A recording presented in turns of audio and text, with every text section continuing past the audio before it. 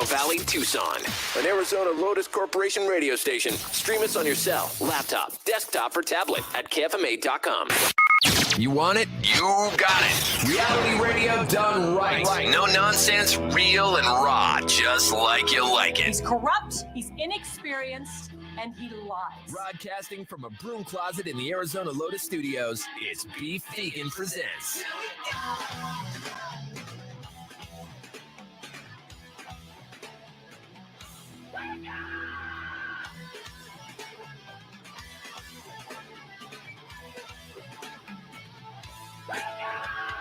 Yo, welcome back to the show. It's Beef Vegan Presents live from Rock 102.1 KFMA, streaming worldwide at KFMA.com on this beautiful Monday, March 25th.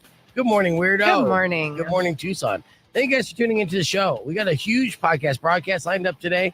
Two guests that are on opposite ends of the entertainment spectrum be joining us almost simultaneously. We'll see. Kathy Griffin at 9 a.m. and then Rome from Sublime with Rome. Legally, technically speaking, Sublime with Rome at 9:30. It's going to be an interesting broadcast. We have a concert. Well, we're supposed to have a concert announcement today, but I don't see it in my files. So I don't know if I'm going to do a concert announcement. But if I do, I'll win them before you can buy them tickets. And it'll probably be for a show up in Phoenix. Right. As it usually is. There is a show here in Tucson that I'm going to be giving away tickets for. It's Slash. Slash is touring with Serpent. And Serpent stands for something. You guys just want to see Slash. So he's at Casino del Sol. We'll have tickets to give away for that later. And this is our last week of the Rock 102.1 Cash Pal promotion. So your last opportunity to score yourself $2,024 coming up at 6:30 and 7:30 today. And again, we've had some listeners win that cash. Super stoked for them. And hopefully we'll get at least one or two more KFMA listeners for the week's over. The best way to do this is to text as much as you can. So be ready at 6:30. Yeah, you feeling okay this morning, Weirdo? It was a long weekend. Yeah. But fun weekend. Yes. Well, yeah, I mean, you say that twice. So you went to Renaissance Festival yesterday. Is there one more weekend left to run? There is. Okay, so this upcoming weekend is the last one. All right, yeah. I mean, it lasts a long time. It's always a fun time when you go. You get to breathe in a lot of dust and eat a bunch of fair food and, watch cosplayers battle to the death. It's fantastic. So, yeah, you brought the whole family up there. Was there anything different this year that you noticed as opposed to previous years? I did not. It's pretty on about every year being about the same. Your performers change out and things like that. But otherwise, dusty. And yesterday was cold. Oh, yeah. Yeah. You went on a day where there was rain and it dropped 20 degrees overnight and stuff. But was the crowd still the same? And yeah. Okay. Yeah. It was still busy. Well, of course. I feel like last year, it was the same for us when we went there. It was kind of a colder day than usual. The way that, the Arizona weather works is we have summer in January and then spring in February, then back to winter in March, then back to scorching hot summer in, I would say, April. Yeah. So it's coming. Don't worry. And enjoy the little sprinkle of rain and the cool weather while we still have it. And there is no rhyme or reason. It just is what it is. And yes, it's always busy at Ren Fair. Good for them. What a fantastically strange, odd business that travels all over the country. Exactly. And it's a fair. I mean, it's a carnival. The best way to describe it. And there are people that literally live on that circuit and live on that circuit for years, which is it's odd because they only work on the weekends, right? They make a ton of money on the weekends, right? During the week, does that mean they're going around town and pulling up their carny tricks on the locals and impregnating women and bailing? I mean, is there any of that? Possibly. Yeah, that would make sense. Would you sleep with a carny if they impressed you well enough with one of their carny tricks? No. Come on, just a little bit. Nope, because that sounds like a 10-minute decision that's going to last the rest of my life. Yeah. Yeah, well, that's they're magically, they'll be able to pull that off. You're like, see, huzzah, you are now pregnant with twins. And huzzah, you'll never see me again. Huzzah, you don't know my real name. Huzzah, I got warrants in most states. Huzzah. Yeah.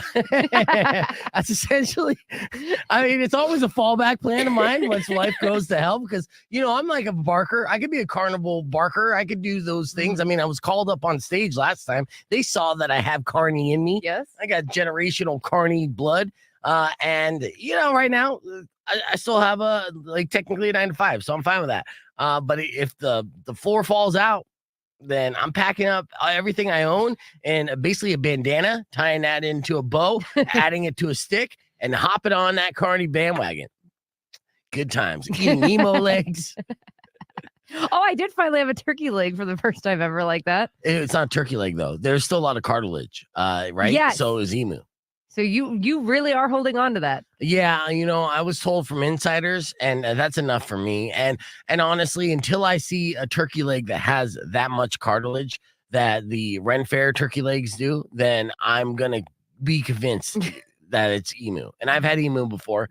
Unfortunately, it was in Tent City, and it's not fantastic. So, I understand the appeal of eating meat off a bone. Mm-hmm. There's something primal to that. Oh, God, it was delicious. Yeah, well, I don't know if it's delicious. I don't think, the work that you have to put into eating it is not worth it. Because really? Because you're seriously taking bites around all this like hard cartilage and stuff. It's not like you can just. That's true. Yeah, dude, it sucks.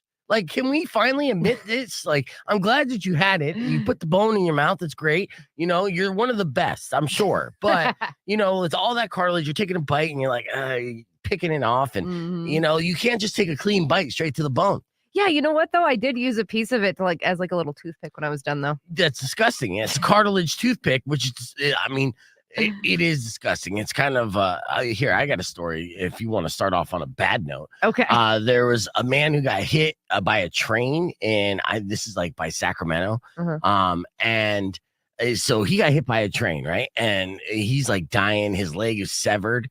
And so there was another man that came by, saw that he's laying on the ground with a severed leg. And in this moment, most people, 99.999%. We're going to hold that thought, and I have Weirdo. She's on the phone. She's going to be back here in just a second. I'm going to do a live segment, and then we got more with Kathy Griffin and Rome today, so it's a big deal. Rock 102.1 KFan. Welcome back to Beef Vegan Presents. We're live on the podcast broadcast. You can join us, youtube.com/beefvegan, or, Beef Vegan. I should say it clearly. And then today's guest, Kathy Griffin, going to join us on the stream, and Rome from Sublime of Rome, which I'm going to be honest with you. I just got an email from Rome's handlers, and they've been kind of, pain in the ass. And they're like, does he have to be on video? Because whatever. So we might just have the audio of Rome. I'm just like, I would prefer video, but at the same time, whatever he is comfortable with. We're not trying to make people uncomfortable here. You're just trying to, chat, talk drama, be like, what is the deal with Sublime with Rome and everything else that's going on? I will say this, and I've said it before, and I stand by it. Rome is a prolific singer-songwriter and has written many, many hit songs, not only for himself, but for other artists. So never count Rome out. But I will say, I will be disappointed if I don't get to see him. You can just try to pull a Joe Coy on our video podcast, because this is how we do it now. It's 2024. Telephones are irrelevant. We all use video chat, right? All right, well, let's get into our Florida Man story of the day, shall we?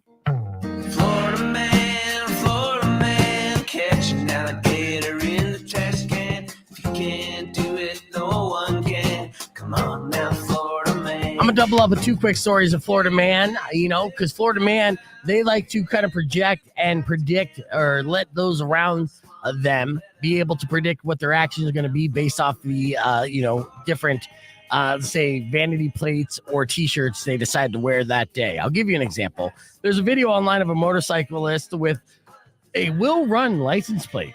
He had a mullet and looked just stereotypical Florida Man. I mean, honestly, something straight out of GTA 6.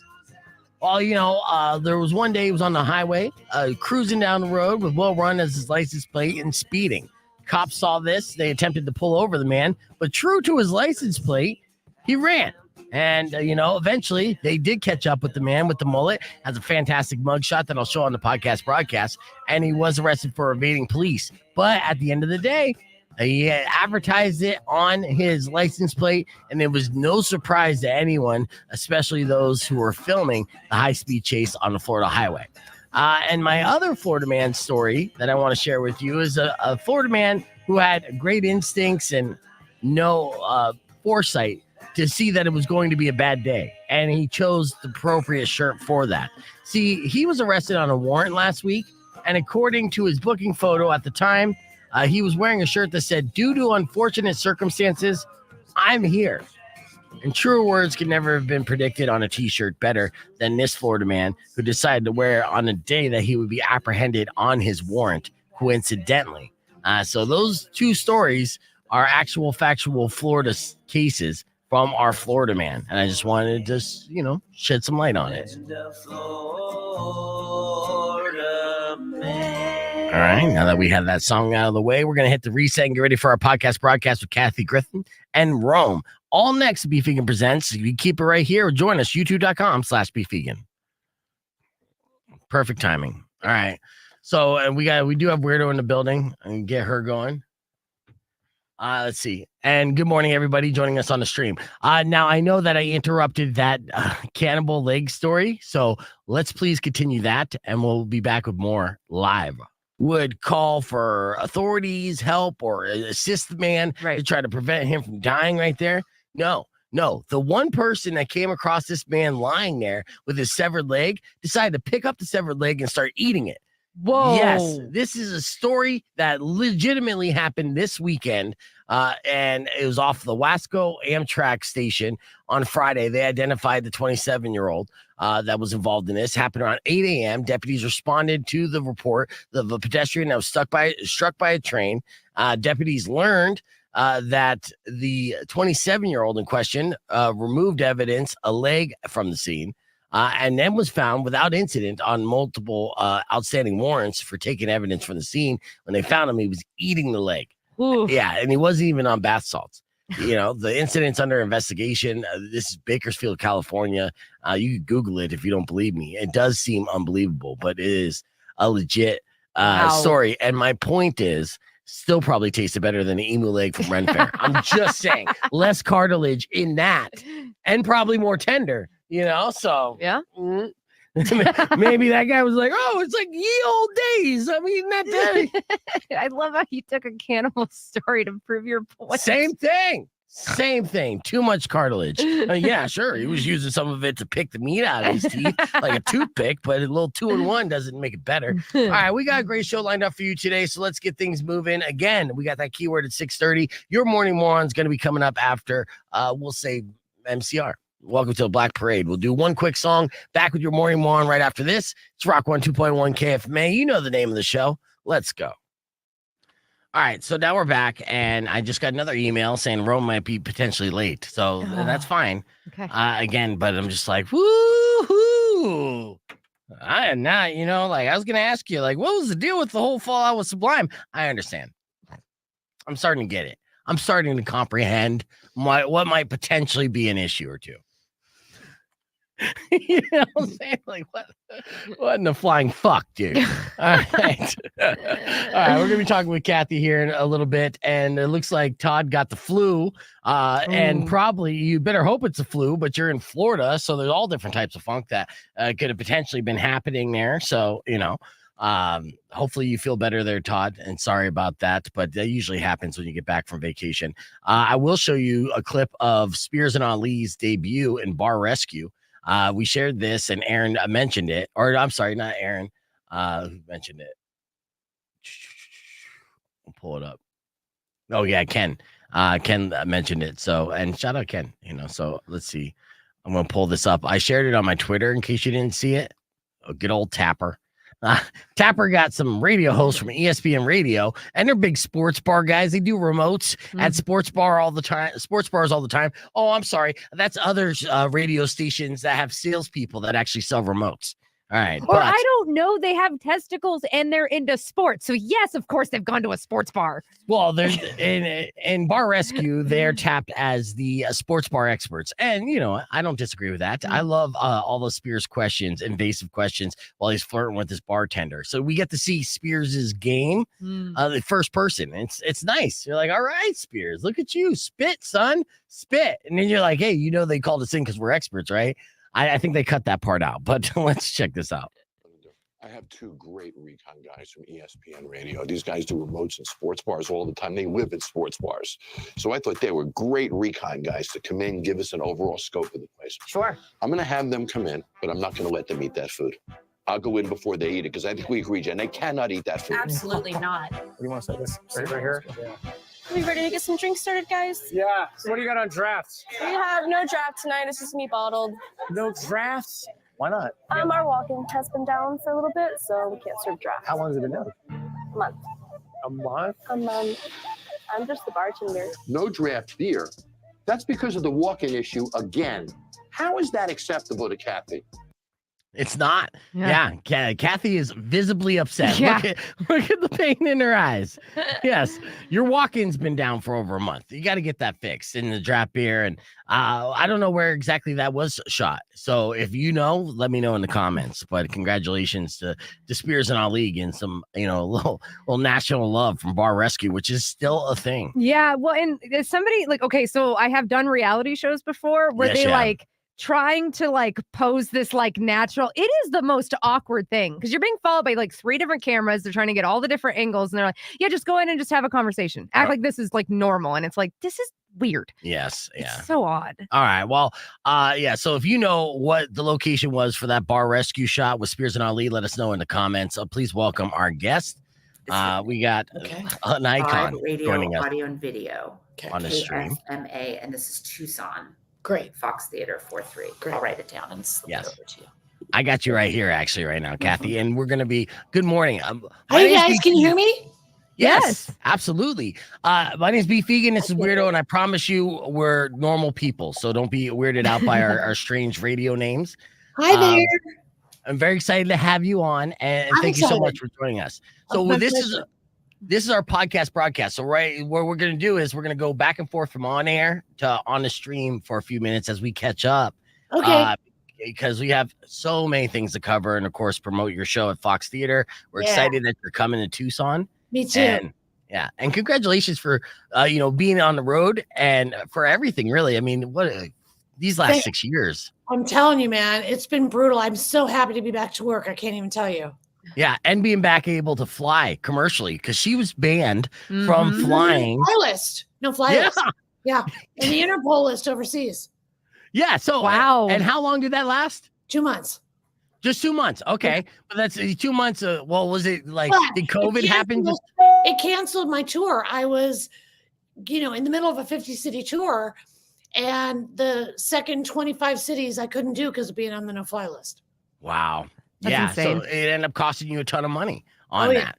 And I had to really lawyer up because they were very seriously investigating me and trying to charge me with conspiracy to assassinate the president of the United States.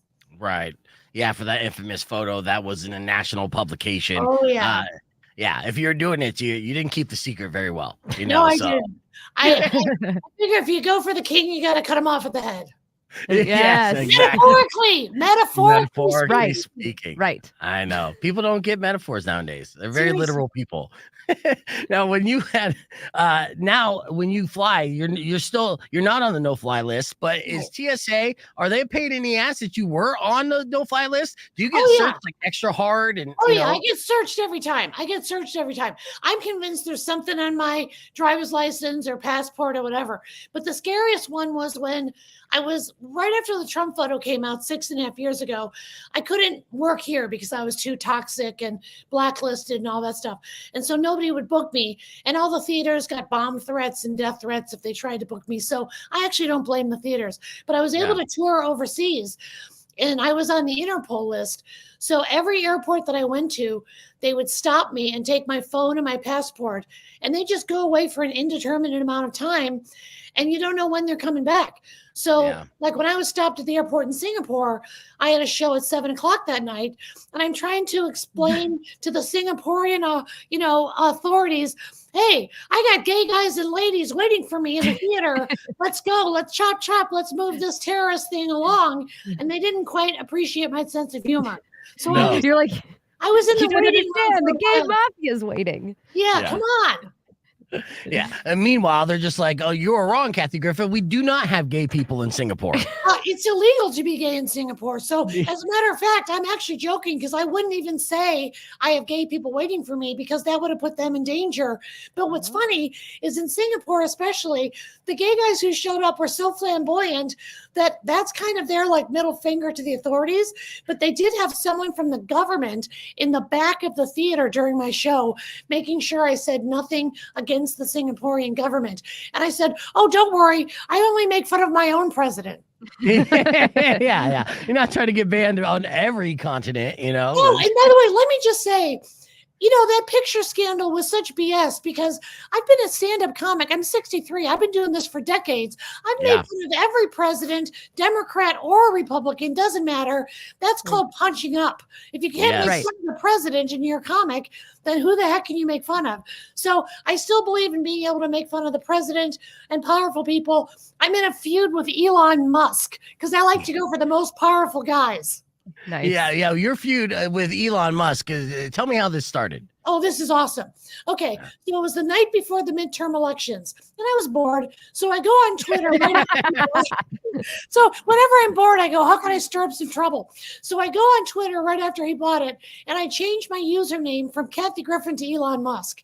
And I start tweeting as Elon. And I said, you know, I've spoken to the mothers of all my children, and I've decided that I am firmly pro-choice. Hashtag Biden Harris. Hashtag vote blue no matter who. So all these news outlets fell for it, and they picked it up, and it made the rounds. And then he was furious. He sent all his fanboy army against me. And all they do is go, you're a man, you're ugly, you're old and irrelevant. Like that's their big insult. That's all they got. Right. So then Elon kicks me off Twitter. And there's like a little bit blowback. And so this is so twisted. I start tweeting from my dead mother's Twitter account. And this is the ghost of Maggie Griffin. I've spoken to Elon Musk, and he wants you to vote for Biden Harris. He wants all liberal down ballot. So then he takes away my mother's account, which cracked me up. So then I get a call from Jimmy Kimmel, and he says, I love that you're sticking it to Elon. We wrote a sketch where you're going to come on the show and play Elon Musk, and we're just going to make fun of him. And it drove him crazy. It drove him so nuts, and he got so much bad publicity, he reinstated my account. And so now I go back on there every so often. But I think that guy's a joke. I mean, he's a billionaire and he could be doing so much good. Think of the good he could be doing. Like Mackenzie Bezos, Jeff Bezos' ex-wife. She makes these amazing donations. And I thought maybe she would start the ball rolling. But Elon isn't going for it. He's just a crazy white supremacist. And I call him out on it. And none of these powerful guys like it, but I can't resist. Well, that is punching upward, and you know, it is Elon's case is super odd. And you know, the argument was he bought Twitter for the right of free speech, so taking your account away obviously goes against an argument, and it doesn't take a genius to figure that out either. You know, you're like, wait a second. You know, so it's funny because if I prevailed over the Department of Justice, you think I'm scared of some crazy billionaire? That guy's I mean, I live in Malibu now, which is fun because I have a whole new set of celebrities I can make fun of. But we have like Larry Ellison lives there and he's a billionaire. Mark Andreessen, he's a billionaire. Elon goes to their house. I can't wait to run into Elon at the grocery store or something. Oh, God. I would go right up to his face. In fact, one time I went to a speaking engagement at this tech conference, and the woman who was running it sent me an email literally begging me not to disrupt the speech with Elon. And I said, okay, because you're my friend, I won't do it. But I was dying to just run up on stage and just call him a fool and run back. But I didn't do it. I controlled myself for once. Nice. See, look at you. You can be the bigger person too, you know. But you know what? Let me tell you something. Last night, I had a show in Huntington, New York, which is on Long Island. And you can look this up online. They had a Trump caravan of Nazis protesting the Kathy Griffin show. So it's now almost 7 years since that picture. And the Trumpers are so furious. They had a whole caravan and they had a red wig on a wig stand and they were holding it up like my Trump picture, which I think is hilarious because it's just good publicity for me. And my fans were walking into the show and they're flipping off the caravan and they've got, a picture of Joe Biden tied up and gagged on the back of a truck. And they got pictures of me. And I mean, it was just funny because here's a Sunday in New York and they got like 12 or 15 trucks and they have the "Don't Tread on Me" flag. Who the hell is treading on them? I don't know why they're so worried about being treaded on. No one is treading on their rights. They're protesting my show. And guess what? I believe in their right to protest, and they can have a wig head of me and hold it up all day. That's called the First Amendment. That's fine with me. Absolutely. We're talking with comedian Kathy Griffin. She went from her life on the D list to her life on the PTSD list and currently on tour, going to be performing at the Fox Theater on April 3rd. And she joined us on the podcast broadcast. And yeah, it's been, this last 7 years, we're talking and catching up about everything that Kathy's been through. And what's great about your story, it's just such a human story because you never know, life deals you highs and lows and then how you deal with it and rising from the ashes and everything about that is, beautiful. And I'm glad to see that you're back on the road and you got new material from it. And like, a great comedian, they always take the, pain and they turn it into art. And you've had a lot of really believe in that. I call the show My Life on the PTSD List because I've actually been diagnosed with PTSD by a psychiatrist and my oncologist because the Trump thing happened. I was out of work. I'm a workaholic. I didn't know what to do with myself. I got addicted to prescription pills, which is almost funny at 59 years of age. Who the hell becomes a junkie at 59? Me. So then I tried to take my life because I was jacked up on pills. I was on a 3-day 5150 psych hold. So it's like I'm Britney and Kanye combined. I basically walked into my own act. And then I get sober, which I'm thrilled about. I'm 3.5 years sober. But a year after I get sober, I get diagnosed with lung cancer. And I've never even smoked. And so they took out half of my left lung. And by the way, I don't appreciate how you two are flaunting your 2 lungs in my face right now. Come on, give me a break. I get it. You're better than me. You have 2 lungs. Oh, I'm so great. I'm better than Kathy Griffin. I see your rib cage is moving. No, you definitely don't see my rib cage, and I get winded watching people work out. So I'm one lunged with you, Kathy. I promise you. Yeah, but I mean, obviously, you're on the up and up, and you get diagnosed with this. And you have this very scary moment, and have a surgery like that to take off half the lung. How did it you altered my voice? My voice is a little bit higher, so now I use this very sexy headset instead of a regular microphone, and I feel like Janet Jackson or something, and I'm often mistaken for her. So I run around with this headset on.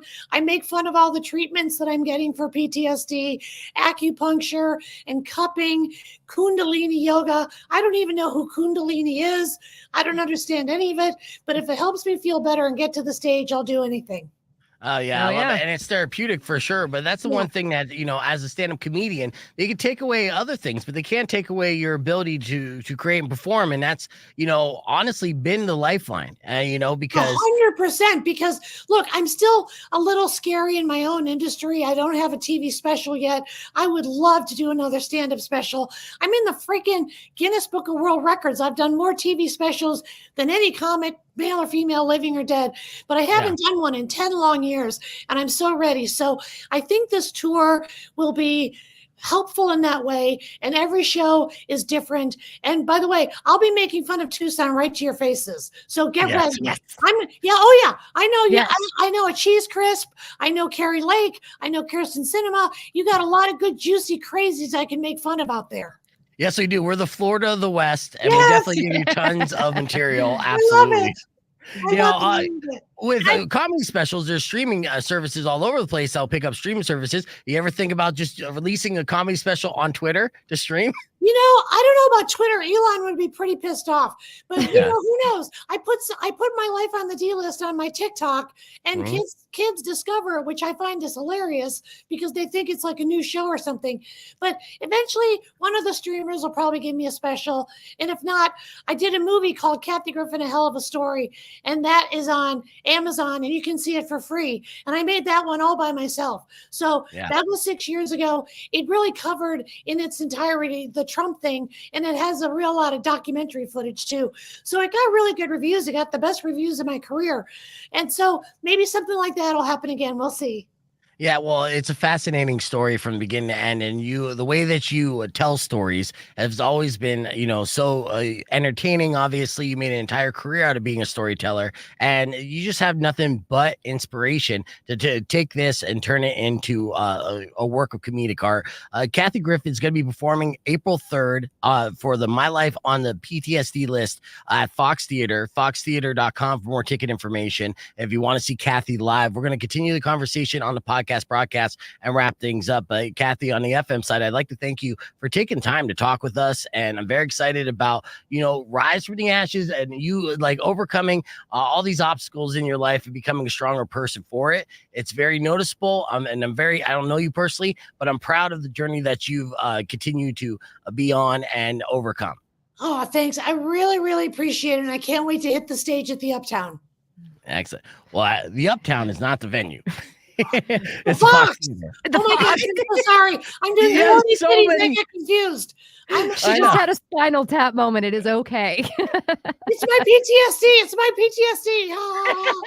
PTSD. As somebody who suffers with ADHD, and I was born and raised here, I never get the thing. I'm like, it's the one place down the road. It'll be fine. You know me. I'll probably say, "Thank you, Uptown. Good night, everybody." No, it's the Fox. It's the Fox. Yeah, there is no Uptown in Tucson. It's a one-horse town. So just a town. You're in it. Yeah, you're fine. Yeah, just say Tucson 3 times. Everybody will lose their mind and they'll be happy. I love it. Tucson. Yeah. Well, I love it. I can't wait to see you when you come here live, and good luck in getting that comedy special. I'm sure it's only a matter of time, honestly. I hope so. Thanks. Yeah, I mean, seriously, what pain in the ass with all this political stuff and people losing their sense of humor during that last political run. And as me being in radio, I saw it.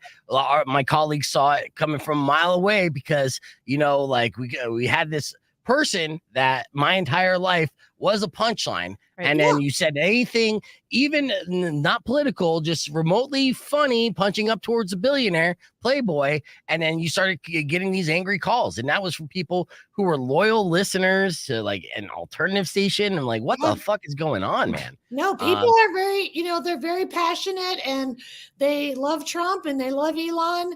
And to me, it seems like a cult. I've been doing stand-up my whole life. I've made fun of Bill Clinton and Barack Obama and George W. and George H.W. and all of them. Yeah. I've never seen anything like it, but I get it. People have their beliefs, and that's fine with me. Just come to the show with an open heart and an open mind. And don't worry, I have plenty of good celebrity stories too. I got a great story about going to Paris Hilton's Christmas party. I make fun of people, places, and things. Nobody is safe. Oh, I love it. Nice. Well, I can't wait. And you've always done great stories with, just celebrity stories in general. I mean, like modern day Joan Rivers. So, hopefully. Yeah. Oh, I know you did, and you guys, so many different ways you guys are similar, and you're kind of carrying the torch. So I know Joan will be proud of you as well. I hope so. Yeah. Nice. Well, hopefully we'll get to see you soon. I hope you enjoy the rest of your day. And thank you so much for taking the time out to talk with us here on the podcast. Thanks, you guys. You guys are awesome, and I really, really appreciate it. Thanks. Thank you, Kathy. Well, that's Kathy Griffin, everybody. Earlier this morning, we did a bit about, Zoom fails. In case you missed it, it went a little something like this. Rock 102.1 KFMA, that's Shine Down with Monsters. Welcome back to the show. As we're hanging out here, it's time for Weirdo's PSA of the day. Weirdo, what's your PSA of the day? It's going to be never be on Zoom while taking a shower. Okay. Don't- Never Zoom while in the shower? Yeah, don't multitask like that. I feel like you have an example as to why. Very much so. All right, what is it? So, thanks to the pandemic and everything, right? We have Zoom. Yes. And it's been used for many things. Like, oh, you have a birthday party and not everybody can show up? Cool, let's set up a little Zoom camera. Yep. Well, also funerals as well, right? Some people can't travel. Yeah, actually, I never even thought about that. But yeah, Mhm. if they set up a live stream Zooms that you could jump in and hear the ceremony, whether it's a wedding or a funeral Right. or any kind of special occasion that's destination, and you can't personally be there, yeah, Mhm. then yeah, that comes in handy. Yeah, so there was a funeral in London, and obviously everyone couldn't make it. So they set up the Zoom camera. But not only that, but they also put it on the screen of the people who were attending on Zoom. That seems like a terrible idea. That's, Exactly. So this woman couldn't make it to the service, but was getting ready to go to the wake later on. okay. And so she wanted to watch. So she set up her computer right next to her shower and didn't realize the camera was on. Oh, no. Yeah. In the shower. Mhm. Okay. Yeah. So the initial report said that there was a screen set up at the funeral. So the people in the church saw it. And it was, she not only was bathing, but making sure she's all nice and fresh, but she was also shaving. Oh, no. So gave some real OnlyFans vibes. Dude, yeah, no, I immediately started thinking of Wedding Crashers and Will Ferrell's character, saying, weddings, that's old news. You want to pick up a girl, you go to a funeral. Yeah. And if she's shaving, in particular in personal areas, she was going to grieve bang. Yeah. Yeah. So Mhm. that is that's actually a thing. Wow, Wow, that's and amazing. She only found out about it when she showed up for the wake. And got 5 phone numbers immediately. Exactly. Yeah. She walked in and was informed. Oh, no. Oh, I couldn't imagine. So wait, did they do this whole ceremony during there's a screenshot and everything? It's blurred, but you see, was she crying too? So she's naked in the shower, crying and shaving at the same time. Oh my God, that's so wrong and hot at the same time. It's wrong for me to think it's hot, but it is a little hot. Oh my God. So they have her up the entire time. Mhm. All right. And people are grieving, crying. They're looking up at the screen. They're seeing her naked, Yeah. grieving, crying, shaving, bouncing, glistening, and things like that while you're in the shower. Mhm. And then she shows up to the wake and everyone recognizes her. She's the most popular belle of the ball, right? Yeah. Yeah. Okay. And then what happened? That was it. Oh. She showed up, had awkward time, and left. Oh, that sucks. Ruined the funeral for well, yeah, I mean, funeral was already ruined because of the death of a loved one. Right. No one enjoys that. Well, what a great way to make a sad occasion. Mm-hmm. Bring a smile to people's faces. Yeah. I'm sure there were probably women there outraged, but I'm also equally as positive that some men there appreciated the effort. Yeah. Right? They're like, wow, she really puts the fun in funeral. Yeah, I'm gonna miss Grandpa, but he would have loved to see her boobs in the shower as much as I do right now. And I feel like, in the spirit of Pops, we could all have a grieving spank to this. Oh my God. It's just great when you see all the clerics and everything going through the funeral procession. She's just naked. That's so good. Oh, well, yeah. So the PSA of the day is never Zoom in the shower, no matter what the situation. Luckily, this woman, led by example, and now we know. So Right. if it wasn't for her, we probably would make this mistake ourselves. Mhm. Let's hit the reset. We got more coming up right after Red Hot Chili Peppers on Rock 102.1. All right, there you go. So that was earlier this morning, and we did the grief spank Zoom fail, which is pretty hot. Yeah, and I haven't seen of the unblurred photos, but I just in my imagination, solid 9. That's just in my imagination when we're reading that. Right, because those blurred photos don't even show her face. I know. Yeah, and so I apologize for not keeping Kathy on longer. I had a good 15 minutes with her. And I was just like, should I try to keep her till Rome, or is Rome even going to show up? And will he show up? It would be odd if I'm on video, which it was a nice looking video too with Kathy, and in Rome is just literally just basically calling in, and I have a black screen with Rome. Yeah. Or he just won't do it. But I appreciate all the kind comments that you have in there. I know, some of you guys are fans, some of you are not. And that's how it is. It's polarizing in that sense, just like politicians are. But I am, excited about that story that she had. And, she's still doing her thing. So that was a good get. as far as talking with Kathy Mhm. this morning, and we'll clip that up and throw it on the internet and then see how that goes. Really, because again, people are weird. I mean, our comments are weird too. Like, so we're doing well on growing the YouTube page, as you guys know. Our subscriber count continues to go up because we're doing well in shorts, and it's a long, steady process working at it. And I get all these weird comments because we're reaching people from all over the world. We're at 1499, by the way. We're almost at 1500. Nice. Yeah. And so our stupid comment of the week on YouTube is awarded to Doc Dizzle 666, which shouldn't be surprising to anybody. But it was on the I was vegan for 5 weeks TJ Miller post, which I'm actually super proud of that edit. It's a funny story that TJ told, but I kind of like the reason why this short works is it's a very specific reason. One, I start off with the catch line right off the bat at the beginning of the video that essentially is a summary of the entire thing. And then they teach you this in radio, but also YouTubers kind of teach you how to kind of create this content. And it's difficult to do all the time, to be honest with you. So when you find an opportunity where you're like, oh, this works in such a good way that I know it's going to do well online, and to see it do well, I feel proud about it. But okay, back to the loser comment of the week from Doc Dizzle 666. He said, "What's hilarious is someone interviewed TJ Miller, right? What's hilarious to me is this dude would not see a TJ Miller short on his algorithm unless he has clicked on and watched TJ Miller content." Right. That's a fact. Straight up. Like, you're not coming across my page from Tucson, Arizona in your shorts feed if you are not secretly a TJ Miller stan. And so of course he commented on that. He's like, oh yeah, who would care about TJ Miller? Well, so far this short in itself is at 34.8 thousand views. Average percentage viewed is 80% of this clip. So they're watching the majority of it. Yeah, pretty much the entire thing. 1,200 likes, and so it's growing. And the amount of subscribers I've received from it, it's like 17. Pretty good though, but it has a life of its own. It just continues to kind of steeply just kind of creep up, which was great. And yeah, Lisa said I could listen to TJ Miller all day. TJ is hilarious. Yes. And I mean, TJ's his own worst enemy as well. I mean, we're talking with comedians. Some are self-inflicted, issues that they have to deal with, and some are kind of like, with the current events and current political landscape, become victims as well. With Right. Kathy. So, I don't mind talking to these people, and especially comedians, because they still have the ability to hit the stage and make a living that way. And to me, that's fascinating. Well, and it's just a thing of like, people are human. Like, let them be human. Let them make mistakes. Like, you can learn and move on. So profound. I know. People are human. People are like, You're gonna put that on a t-shirt? I know.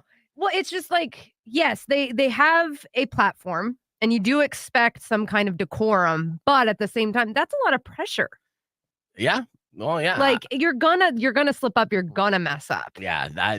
And what you do with it and how you move forward with it is really the key. Oh, I know. I mean, we've gotten away with so much shit because we're like, underground to a certain extent. So, with that, like, I know, and hell, shit, I've been doing this for like 15 years, and I say a bunch of outlandish things, sometimes just to garner a reaction in the room, sometimes to get the audience's attention. But if I was under a microscope, I would have been canceled 10 times over. Hell, we did a segment which I will replay in a little bit, talking about No Diddy taking over No Homo or Pause. Right. Even that is like treading carefully, right? Yes. But at the same time, my argument stands. I think it sounds fantastic. Weirdo said off the air that it seems less homophobic. Yeah. Saying No Diddy than No Homo. Even though Pause, it's pretty much same argument. It's less homophobic, and we moved on from that. But yeah, I mean, it was trending all weekend on Twitter, and just the way that this podcast host says it makes it so catchy that I'm like, there it is. Smooth. Yeah. Yeah. See, Lisa said it perfectly. I love you, Beef. No Diddy. No Diddy. Yeah. It wouldn't be Diddy. It'd be pretty, normal. But here, this is the clip in question that really kind of started it. And this is, of course, because of Diddy's allegations, which are salacious as fuck. No. That's what I'm saying. All the young bulls love me. I put him in position. No Diddy. And I get him up there. And the way he says it's so smooth. And this guy, look, you say no Diddy? All right, we're doing that. We're going with that. That is amazing. And the whole breakdown that I'll share in the between time while we await Rome for Sublime with Rome, which actually he should be on with us. And they said he's running a little late. Okay. They said he probably won't do video. They said a lot of these things. Meanwhile, while I'm doing the show, so it's just kind of like the publicists usually are kind of like they're paid to be the bad guy, which is fine. I understand the job and the job description. It is unfortunate that I'm getting all this information while I'm currently live doing an interview, and it's like this is stuff that easily could have been conveyed before 6 a.m. this morning. Yeah, right. But I do like Rome. I met Rome. Personally met him right when Lay Me Down came out, right? So right when the name Rome kind of blew up with Dirty Heads, it was a single that blew up the Dirty Heads, and The Edge up in Phoenix did a meet and greet with the Dirty Heads at a Devil's Martini, I believe was the name, or Devil's Advocate, one of the two. And it was out in Tempe. So it was just kind of like sports bar nightclub. It was a party spot for ASU kids. And so I heard it on the radio and I was like, yeah, I'll go down there and check it out. And I was surprised to see that there wasn't that many people. I was thinking it was going to be packed, right? It wasn't. It was like a radio meet and greet. And it's just like in 2010. And there were people there for sure, but it was super chill. And so I'm on the back patio smoking a cigarette, and there's a guy smoking a cigarette next to me, and I start bullshitting with him, and sure enough, it turns out to be Rome. I didn't even know. Because of course. Yeah. He's just chilling. Yeah, he's just chilling, hanging out, just kind of like doing his thing, and I ended up like kind of BSing with him for a little bit, and that was my first introduction to Rome. I inadvertently met him, didn't know what he looked like on there, and he's been cool ever since. And, we've talked with Rome several times over the years, talking about his, prolific songwriting ability that he does and has written for artists like Enrique Iglesias and written hits for Enrique. So that's always a good thing. And then he even gave me an exclusive when he performed KFMA Day with Sublime with Rome. And he basically got ratted out by Brad from Lincoln Park about them smoking weed and complaining to authorities. And it was a big deal. There was a lot of drama, and he was pissed. Yeah, when I heard about that story, like even before working here, like I had heard about that like freaking rumor, and I'm like, really? Heard about it? Yeah, I got national press because of that. Loved it, Yeah. And Rome didn't hold back. He was mad, and rightfully so. I would be too. Yeah, and he's kind of Mind your business. They're bagging on Brad too because they're like, he wears those headphones, but those aren't monitor headphones. Those are just not hear his own band's music. Just an aesthetic thing. Yeah. So I see Olivia backstage waiting on Rome. And I think hopefully, well, actually, let's see if this is Rome. Is it Rome or Olivia? You could chat in the private chat, Olivia, if you hear this.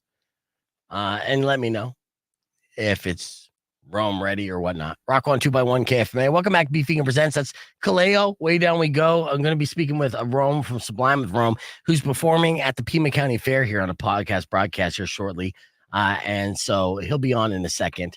And so I got their handlers backstage checking that out. So I'm looking forward to this because again, we talk all things Sublime with Rome. There's a lot to catch up with Rome on, and he's been staying busy as he always is. Working with multiple artists, not just touring with Sublime with Rome, which will continue to go throughout this year, but also I know that he's always cooking something in the lab and always working with someone that you wouldn't expect that he'd be working with, and making great music from that. So I'm excited about it. So we're going to continue our conversation here on the broadcast and be back fully after Sublime with Rome So keep it right here. All right, clear. So that was our tease on the FM side, and we're getting ready for Rome. And I'm trying to figure out which Sublime with Rome. I'll probably do Panic or Sirens. So many choices. Yeah. So little time. Panic is good because it's a nice short song. So hopefully he'll be on quickly. Later interview started a few minutes. So maybe 1 to 2 minutes late on starting this one. That's fine. Olivia, we got time, so we're on until 10 and we could go overtime with Rome if he sees fit. I don't know if you have a tight schedule. I'm just speaking to the publicist now. behind the scenes. But don't worry about the delay. Delays happen. Yeah, and if he has a hard out, let me know if he has a hard out. But don't give me a real hard out, though. Don't give me the publicist hard out, because I know there is a difference. So if there's like, if I'm his last interview for a little bit and we can go to like 10:05 if we're vibing, then I'll do that. But if he has to be on with like Howard Stern at 10:45, I'll let him go at 10:44. So, all right. So we're getting ready for that. Earlier this morning, we broke down the difference of why No Diddy is taking over the world. And actually, no, I didn't download that. But I talked about the Are We Dating the Same Guy Facebook group. Check this out. Drowning pool, I recently, a few months ago, I was posted in a Facebook group called Are We Dating the Same Guy? Right. And apparently there's a couple of those pages just here in Tucson. Which I felt was completely unfair, and there was a lot of lies said about me within the thread by some people I knew, some people I didn't know. And it was very odd to see, and my feelings were hurt. It's obviously stressful, and the whole situation is it's a burden, if you will, an emotional burden, because people that know me closely, that they know that some of these comments on here just are so preposterous that they can't be true. Right. But the problem is there's a lot of people that know of me that don't know me personally, and since it's tea, then they're all about it. Yeah. Pages like this, which I didn't know, exist in every city in the country. Yeah. Did you know that? I did find out about this, that apparently it's only a couple of moderators and they run all of them. All of them. Yes. Right. So, and this is nothing new as far as internet culture is concerned, but it used to be sites called like The Dirty, like where it's essentially a gossip site where you post a picture of somebody and you put them on blast. But sites like The Dirty and, similar things like this, we're all shut down because of lawsuits and liability issues and defamation, because it got, super mean, super quick. I understand the entertainment value of that, though, because I would look at those sites all the time. You're right. Yeah. And so when I come across a story of a man in Los Angeles that is suing because he was posted in this group, immediately I'm pro this guy, right? Yeah. Because I'm like, yeah, I get it. I understand what you could be lied about. But sometimes where there's smoke, there's fire. And the more I read about this guy, I'm like, oh, no, we're nothing alike, dude. I am not even in that realm, And then there's a lot of people in those groups where you're seeing these posts where you're like, well, yeah, if any of this is true, that person is a terrible human being. Right.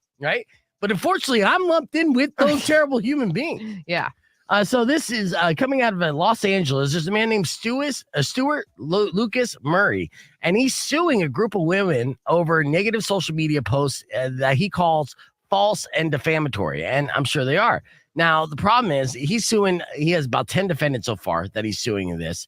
Some of these women literally just like the post, didn't even do nothing but like it. Oh. Yeah, so that's a D-bag move right off the bat. But this is out of Los Angeles. He's posted in this group and is one of the stars of this page of Are We Dating the Same Guy in Los Angeles. Now, of course, members of the private group are encouraged to share dating advice while warning others about men who are potentially harmful, dangerous, or not to be trusted. So initially, the purpose of the page is good. Because you want to kind of give other people a heads up if somebody's going to be, criminal or abusive, right? Any of those things, right? But it's not, the page is not to post about people who may not like you and break up with you because. Or you had maybe an awkward date with. Like, awkward date does not equal terrible person. Yeah. Like sometimes you don't line up with what you like, what you don't like, whatever, and move on. Right. Even it's an awkward date. Like, see, I immediately get defensive because I was posted by this woman named Shay who said that we went out on a date. I talked about my legal troubles, talked about pooping the entire dinner, right? The entire dinner while eating. I'm talking about pooping. This is what she states. And then I made her pay for dinner. And I'm like, are you out of your effing mind? There isn't a scenario since I started dating, that I would, have a woman pay for my dinner. I'm too brainwashed in chivalry and being a gentleman to allow that to happen. At the very least, Dutch. Right. Now, my truth is, I didn't talk about pooping the entire time. After dinner, she invited me back to her house, and then I made up the excuse that dinner didn't sit right with me because I didn't want to sleep with her. And since I didn't want to sleep with her, apparently I'm the bad guy, right? So go figure. Every now and then I have like standards. Go figure. Anyways, so this guy, back to this guy. Of the things posted about him, they say that he was suspected of murder or involved in a murder case. Whoa. Yes. That he had several domestic charges against him, and that he tried to extort money from the women that he dated. He had STDs, all of them, and he lied about being an attorney. Now, according to Murray, all of these statements are false except one. You just won't know which one. Oh, God. I'm just kidding. No, that's what I added, right? He says they're all false. I'm thinking, hey, this is a long list of, accusations. One of them has to be true. Yeah. Right? So he says that he tried to join the Facebook group, of course, to defend himself. And they're like, absolutely not, dude. No. Yeah, this is to keep all those dudes out. So this is something that's happening all over the place. And if you're a fan of the Are We Dating the Same Guy Facebook page, enjoy it while it lasts, because just like these other websites that I mentioned before, like the Dirty, it's essentially like not revenge porn, but what do they call it? I mean, we've been here before. We've seen these pages like this and websites like this shut down because of lies. Yeah. It may start off with the intent that, it's there as a service. Yeah. But really, people gravitate to this page for the Jerry Springer-like drama of it all, right? And I understand the entertainment value in that, and that's how it is. But unfortunately, Stuart Lucas Murray can't be like the example when I'm like, see, look, we're all victims here, just like my buddy Stuart. Oh my God, he's a monster. God. You're like, I wouldn't date that guy either. For real. So I mean, that's the internet thing, but you got to be careful what you read on the internet, and you got to take it with a grain of salt. Now there's a push for media literacy education, and since 2019, the University of Washington has held its annual Misinfo Day, which is a good thing. It's a day dedicated to promoting media literacy for high school students. So they've been doing this and pushing for, ways to spot misinformation and learning to identify AI generated photos. And that's part of the new education that they're hoping that other places around the country implement. And I'm all for it because too many of my dumb friends fall for stupid things they see on Facebook. Oh, so much all the time. Yeah. I mean, I guess if they're not going to teach you how to budget and balance your freaking bank account, they can at least teach you how to not fall bull crap on the internet. Right, exactly. So I wanted to tie those two stories in together because they're two in the same for the most part. And that's the kind of current world that we're living in. Let's hit the reset. We got Draft My Life coming up right around the corner. I still got tickets to give away for Slash and your keyword to win $2,000. All coming up next. The Beef Vegan Presents. So keep it right here.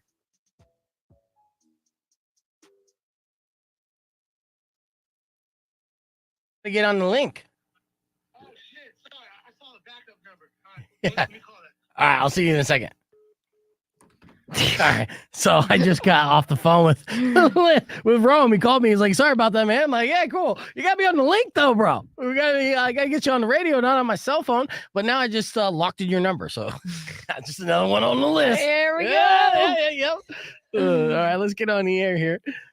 Rock on 2.1 KFMA. That was Sublime with Rome with Panic. Joining us here momentarily will be Rome, who's performing at the Pima County Fair on April 26th.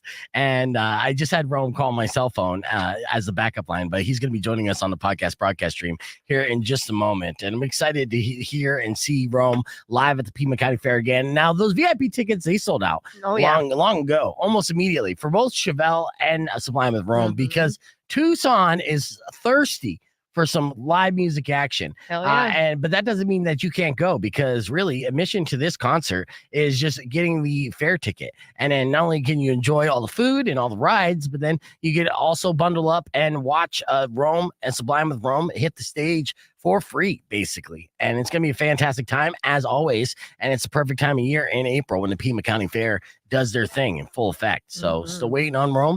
And that was me killing time. And to further kill time, right? Like it's $12 to get into the fair. Oh, that's pretty cheap. That dude. is it. That is a, what do you call a low dose show? It's a low dose show. That's a radio phrase. Look at Is you. it? Yeah. Yeah. So come out to the figuring this KFMA out. low dose show. I'm still trying to whip together some nice little customized low dose shows myself. I have one coming up at Club Congress with Dead Poet Society. They're a fantastic band.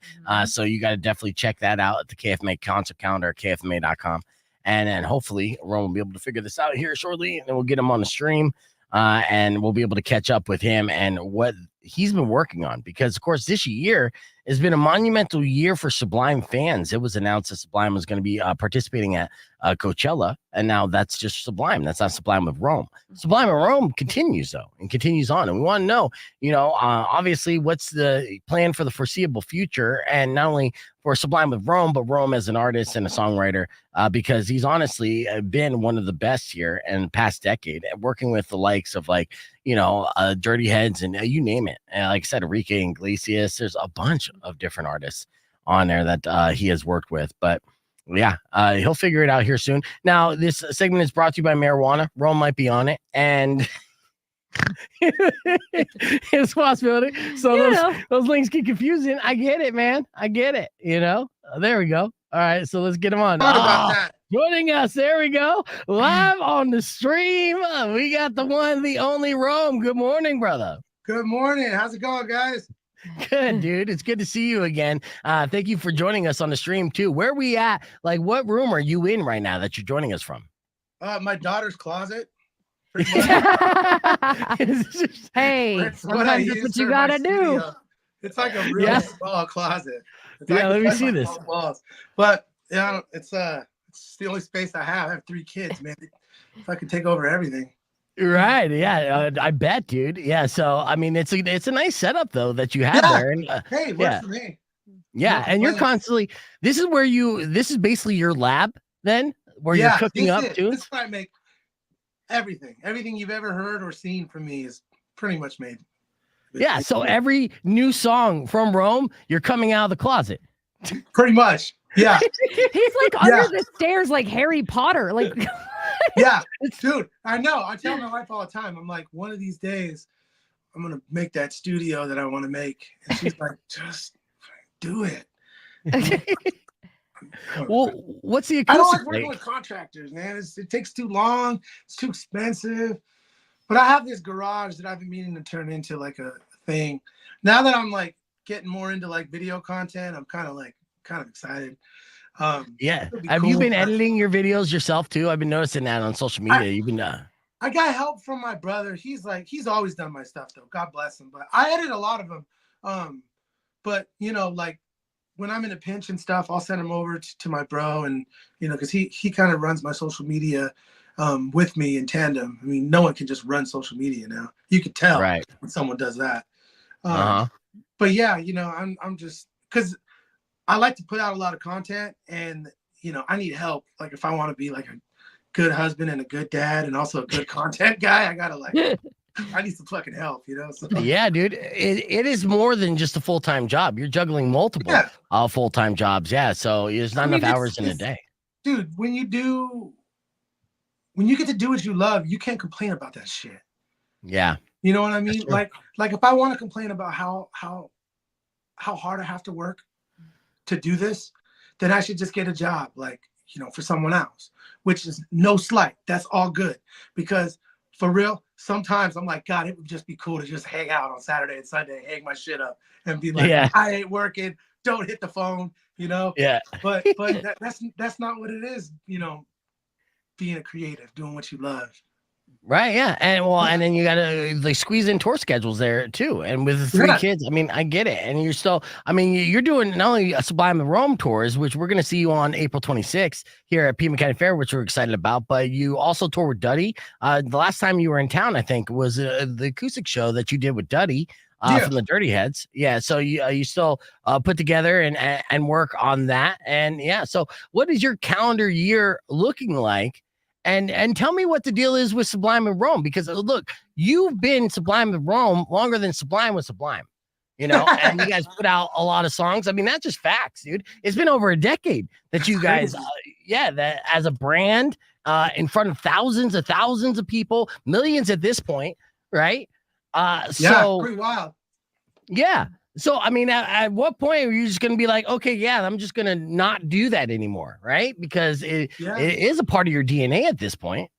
Oh, dude, that was honestly a really big deciding. That was like the other 50% of the equation was already just like fighting for time and knowing that creatively what I want to achieve would require a lot more of energy and effort from me. But I already have, spent everything that I can without having to pull from something else from a personal level. So, given some of the issues that Eric was going through last year, it was kind of evident like this was probably the last year. 2024 was the last year that I'd be performing with Sublime with Rome. And I'd let everyone know that in September. And that was like exactly what you're saying. Like, that's exactly why it was drawing from just all these things that I wanted to do and all these things that I had on my plate. And I was like, I feel like we have achieved what we've sought out to achieve with Sublime with Rome. And, for personal reasons, having to exit that environment and have a shift in my environment that I was so largely a part of. It was important for me to be able to make that transition in my life. And I had to make that choice. And that's where, that's where the conversation of leaving Sublime with Rome at the end of 2024, that was, where it stemmed from, to be honest. Yeah. Yeah. And initially when it was announced, they said it was kind of going to wrap up shortly, but you had like a lot of shows kind of booked and already engaged in, like, before any announcements of like separating. So are you planning on touring through the entire year to the end of 2024 at Sublime with Rome, and then calling it a day for the foreseeable future and just see what happens? Oh yeah, man. I mean, that was the plan then. And I mean, we were supposed to stick to the plan, all of us, but things change. Yeah, and, I understand. Everyone lives their own life, and for me, that's the only disappointing side of that is that Eric didn't want to partake in the farewell run, because a lot of this stuff, man. I mean, I don't know if you know about the industry, but it's like you got to get these buses and book these venues a year in advance. Because it's just not like, hey, we got the next Wednesday open next month. Right, it's not a local show. You got any buses laying around? Like, it don't work like that. Right. Yeah. Lots of people are working to make all these little details happen for this concert and get the vendors all lined up, and not to mention like fans bought tickets to some of this stuff. So it's just like, we've already been promoting. So it's like I couldn't have just ended, like, I'm out. I'm gonna go focus on my stuff. Like, that's not how I move. I have commitments to the people who have made my life. Heck, we had we had commitments to the legacy, the people who employ me, Sublime. So everyone has to eat. So I understood that I was going to be respectful and put in my 2 weeks. But you just can't walk away from them. This is what I see for you, Rom, and I think you have every right to do that. So, obviously, you continue to create, continue to write, continue to do what you do as a songwriter and artist to fulfill all those needs. And then whenever you want to put together your Sublime with Rome show and take it to the road, it is as advertised. Now, enough people have seen it time and time again to know that it's a fantastic show. And there's acts out there that, like Bad Fish, that are strictly Sublime cover, and you're not even that. You're Sublime with Rome. You'll throw in the hit. They're a great band. This is awesome, and honestly, I will get one thing straight. After the last Sublime with Rome show, there will never be another Sublime with Rome show. You're saying that now, but I think years down the road, and that's because of, I like to think that Sublime now will exist as Brad, Bud, and Jacob, or as Eric, Bud, and Jacob, because that's where the story goes now. It is a beautiful story. it's a beautiful story, and I do believe that it's Jacob's birthright to be singing his father's songs if he so wants to. Yeah. But it's also my time to put in the energy and the focus on what I've been building.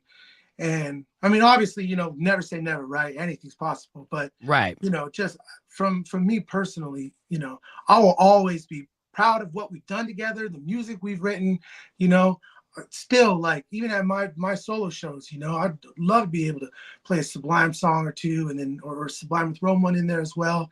But because it's obviously an influence that you've had consistently throughout your life. I mean, you grew up in that area, and that's why you were dubbed.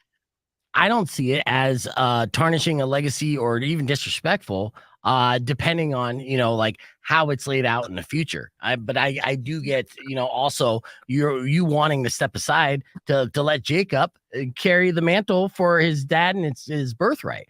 I think that's a beautiful thing. Absolutely. And, Sublime is Brad, Bud, and Eric. Yeah. So, and now that Bradley's gone, so rest in peace. Sublime is Bud and Eric. So, yep. Like, trust me, like, if I could wave a magic wand, all these Sublime with Rome shows this rest of the year will just be called Rome, because in my opinion, Sublime is not on that stage. However, I have, contractual obligations to perform under this name. And, Eric didn't want to be a part of it. So unfortunately, the name has to be stuck, but we're gonna play the shit out of those songs. You know what I'm saying? Yeah, that's fortunate. I would say this though, it's still carrying the torch and the legacy, and a Sublime with Rome show is as advertised. You have all this great music, and then there's going to be some legacy songs from Sublime. There's going to be some Sublime with Rome songs all in there, and you just know it's going to be a good show because it's always a good show. Is there bad blood between you and Eric, or you guys squash that? Are you guys good? You know what, man? I have no bad blood with anybody, to be honest with you, because that shit just, I like sleeping. You know what I mean? Yeah. Like, I grew up with a pretty rough childhood, and forgiveness was a big thing in my life. Forget all this rock and roll stuff. I'm talking about real life, personal, mom, dad, real shit. Yeah. So that prepped me for this stuff. Yeah. And So you this stuff, I'm like, this is child's play stuff. This is nothing. Money stuff? Oh, come on. I play for keeps. Yeah. I play for real. And how can I have any ill will towards the person who has helped make my life what it is today? Yeah, help build the house. I've loved Sublime dearly as a child, growing up listening to the music. And I have tremendous amount of respect for Eric putting this band together and putting me as a singer, introducing me to Bud, championing this whole thing. The only part where I feel a little hurt, a little disappointed, is in the not participating in what we agreed on participating in for 2024.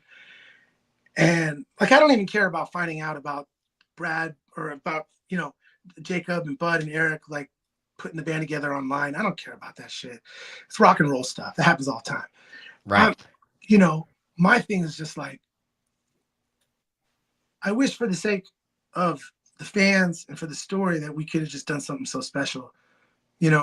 Like, I don't know, I got this like movie thing in my head where it's like the last concert, I passed the mic to like Jacob and Bud comes on and we're like, ladies and gentlemen, Sublime, it would just be sick, from a fan Like that nice little bow on it. Yeah, dude, I would love to see that from a fan's perspective. Like, they don't need to pit sides and divide the band. I never wanted to be in that band. Like, we don't need none of that stuff. Right. Like, Sublime is a beautiful thing. It makes, it's changed my life when I first heard the music, changed my life when I first started singing it in the band. And I feel like a lot of people resent or like they connect with that sentiment of just, how important the music is. And it's like the opposite of drama. And so I'm just a little let down with how they wanted to handle the situation and the transition. I thought that it just could have been a lot more respectful to the fans. But again, you know, everyone is entitled to their own actions and how they want to go about things. And you know, if you ever want to know, you just ask me. I'll tell you. Yeah, and you've always been Mm-hmm. you've always been straight up and honest, you know, with the audience, with me, and I greatly appreciate that. I don't feel like, you know, in this story of Sublime, I don't feel this is the final act though. And you know, time heals all wounds. So I would hope that I think over time there'd be a greater appreciation from you know, that end as well, for what you were able to do during a time to pick up the torch and carry it, because there was a lot of time there. I mean, people forget when Bradley passed away, we weren't getting Sublime live. We didn't get to hear that experience. We didn't get to experience these songs because Sublime didn't necessarily tour on a national level when they actually hit.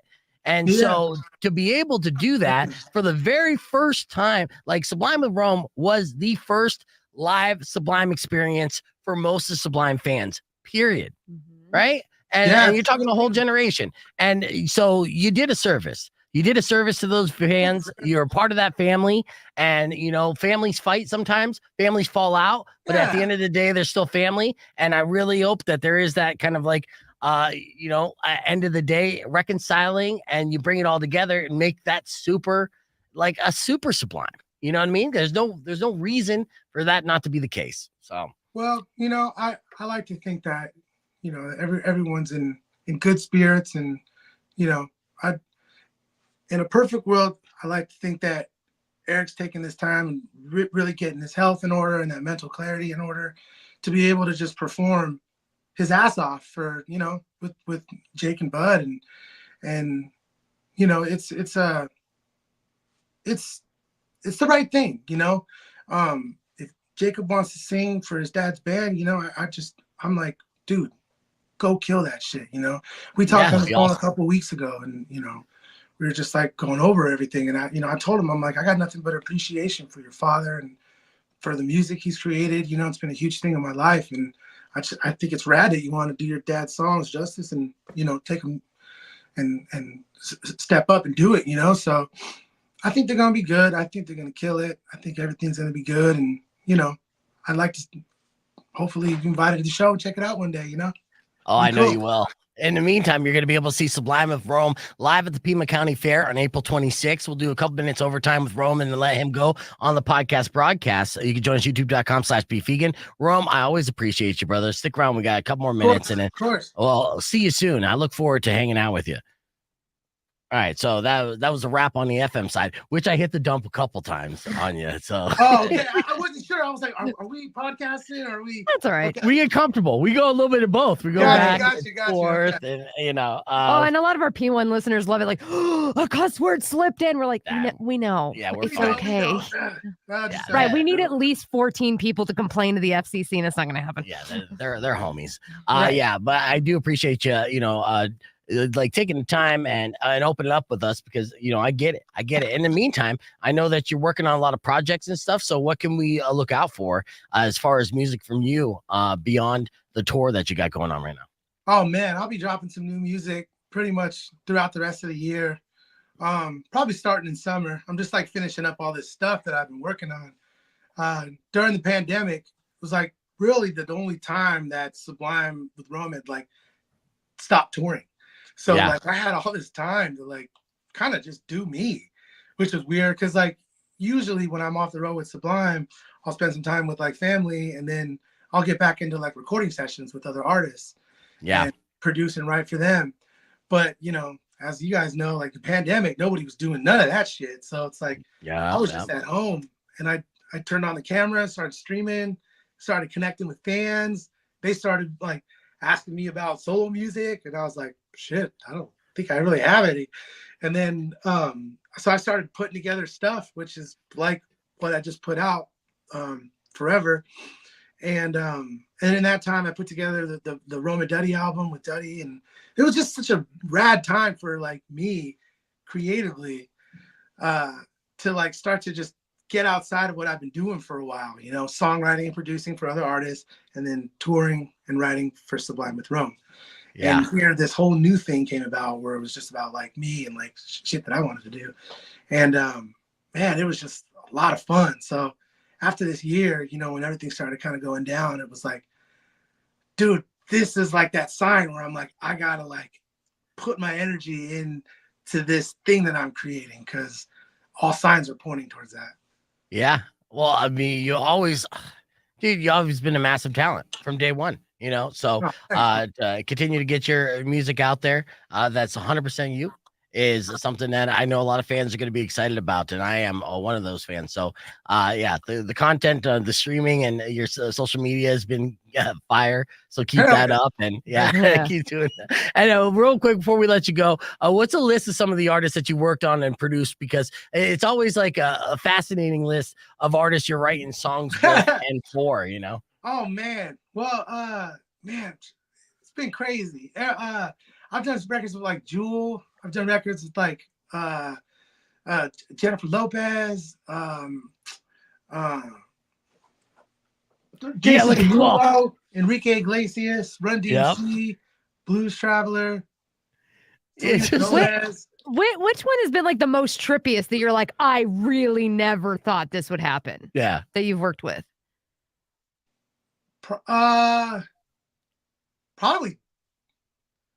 Probably Jennifer Lopez. I was at her house.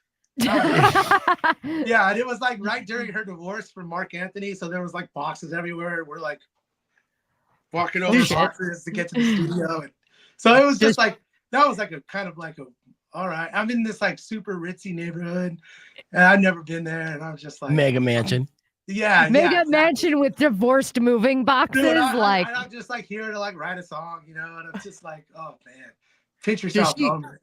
Yeah. Does she feed you while you're at her house? And then if so, what did she feed you? Oh man. It's probably just like we just ordered something and the company credit card. We probably got some takeout or some shit. Yeah. Well, it's awesome. Well, you know, Pima County Fair is coming up here quickly. So we'll sneak backstage, say hi. I look forward to it. Sure. You guys gotta come by. Oh, we're definitely going to be there, dude. Oh, yeah. And we're going to be blazed. So it'll be a super awkward conversation because it'll be too high. But I'm just going to laugh the entire time and pass out. That's a good yeah. Yeah, absolutely, dude. Well, you know, congratulations on everything. Look forward to seeing you. I know that you got another interview, so I'm going to let you go. But we'll catch up soon. All right, brother? All right, y'all. Thank you so much. Appreciate it. Of course. Rome, everybody. Later. All right, that's all the time we have on this stream, as you know. So we're out of here. But thank you guys for watching. Drive safe, ride safe. And as always, rock local. Babuski.